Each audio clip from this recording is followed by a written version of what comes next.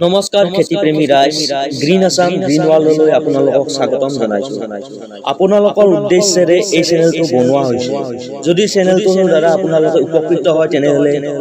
ইউটিউবত চেনেলটো সাবস্ক্ৰাইব কৰিব আৰু যদি ফেসবুকত চাই আছে তেনে ফেসবুকৰ পেজটো লাইক ফলো কৰিব থ্যাংক ইউ যেহেতু লক্ষী পূজাৰ কাৰণে মই নাৰিকল কাটিলো এই নাৰিকলৰ বাকলিবোৰ পেলাই নিদিব নাৰিকলৰ বাকলিৰ বহুত প্ৰয়োজন আছে আপোনালোকে নাৰিকলৰ বাকলি ধুনা হিচাপে ব্যৱহাৰ কৰিব পাৰে লগতে আপোনালোকে খেতিৰ কাৰণে বহুত ডাঙৰ বস্তু এটা তৈয়াৰ কৰিব পাৰে আপোনালোকে প্ৰায় খেতিৰ নলেজত আপোনালোকে প্ৰায় দেখিছে চাগে কোকোপিটকে বকি থাকে কোকোপিটনো কি কোকোপিট হৈছে এই নাৰিকলৰ চিল্কাষ্ট উৎকৃষ্ট মাটিৰ দৰে কামত আহা এবিধ বস্তু এই নাৰিকলৰ চিল্কাৰ পৰাই আমি কোকোপিট তৈয়াৰ কৰিব পাৰোঁ নেক্সট ভিডিঅ'ত আপোনালোকক দেখাই আছোঁ কেনেকৈ এই নাৰিকলৰ বাকলি বা কোকোপিট তৈয়াৰ কৰিব পাৰে